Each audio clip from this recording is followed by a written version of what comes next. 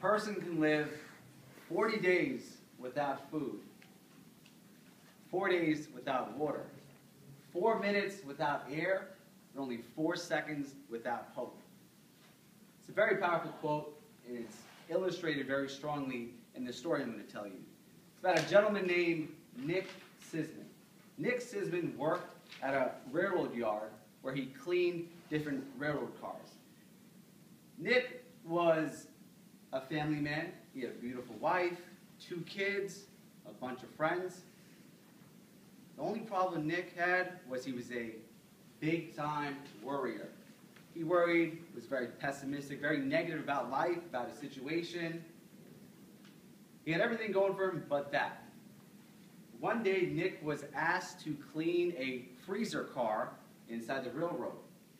Right when he went inside, as he was cleaning it, he realized that he was locked in. He immediately freaked out. He knew that if he was inside this freezer car for a long period of time, he would freeze to death. He did everything he could to try to get out, literally banging on the doors, screaming, bloody knuckles. Nobody was coming to his rescue. He realized that nobody knew he was inside the car, and he would freeze to death if he stayed there overnight. He was faced with death, and leaving his wife, his kids, his friends. His last night on earth, and he came to peace with it, and he proceeded to take a knife from the railroad car, and he carved his final words to his family, his children, and his friends. The next morning, he was discovered inside the car, and he died. He actually froze to death. Signs of the autopsy indicated that he did indeed freeze to death. But there was one thing that was very peculiar. The freezer portion of the car was actually broken, and the temperature inside the car did not go lower than 55 degrees.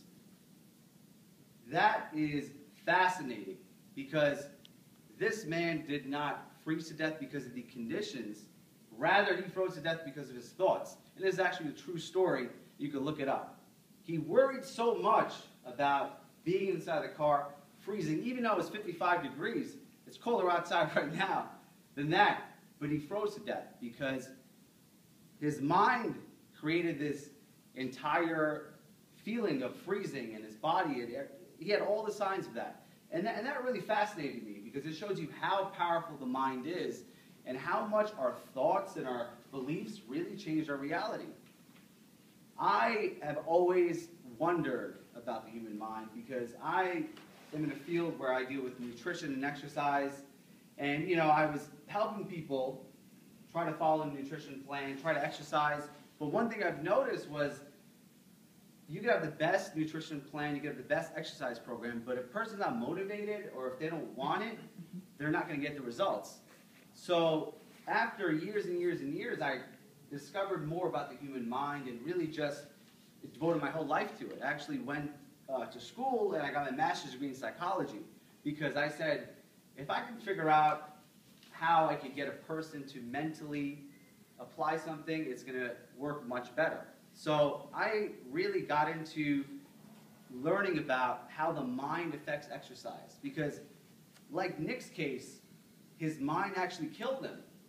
Worried so much, he froze to death. So I was like, wow, I could use the mind to help people in positive ways, to live longer, become healthier, and to just improve their well-being. So I started researching a lot of different psychological fitness theories. And actually, I came across a study which was really fascinating. It was in the 2007 Harvard Psychological Review. And it was about this study done with 84 housekeepers. They were split in 2 groups.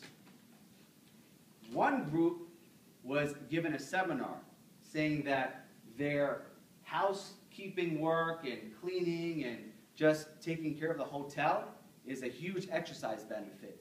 That what they're doing is actually helping their body composition and making them healthier. The other group was not given a seminar. And They did a 4-week study where they followed the 2 separate groups. And the fascinating thing was, after the 4 weeks, the group that was given a seminar that was told that their cleaning and their normal everyday work is a huge exercise benefit, actually lost weight. Fascinating.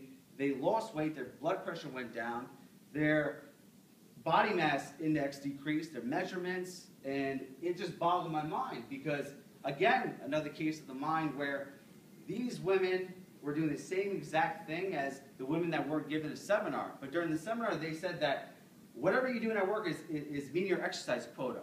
And that belief system led them to lose weight. And this is an actual study you could look up. So it really just fascinated me to say, like, wow, if the mind is so powerful, it could kill a man, it could help a bunch of housekeepers lose weight without doing anything, what else could it do? So I actually went and I just studied everything I could on the psychological aspects of fitness, and I created this entire program where basically I'm teaching people mindset tricks to eat better, work out more, but also have this feeling of becoming healthier day by day. I actually started this 30-day transformation program where I took all of these strategies and I'm just giving them away to people for free.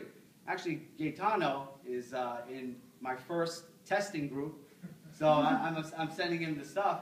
And it's fascinating to me because, you know, I'm learning these things, but I'm applying it to people, you know? I mean, he's my guinea pig, and in 30 days, if he has a six-pack without doing anything, then my theories actually work. So I'm fascinated by this, and I'm actually taking more people. It's like a little test group that I'm doing, and if you're interested in this testing phase, by all means, you can send me an email, and I'll put you into it. It's a free program where basically I'm giving you different psychological fitness tactics that you can apply to your life and lose weight without doing anything else.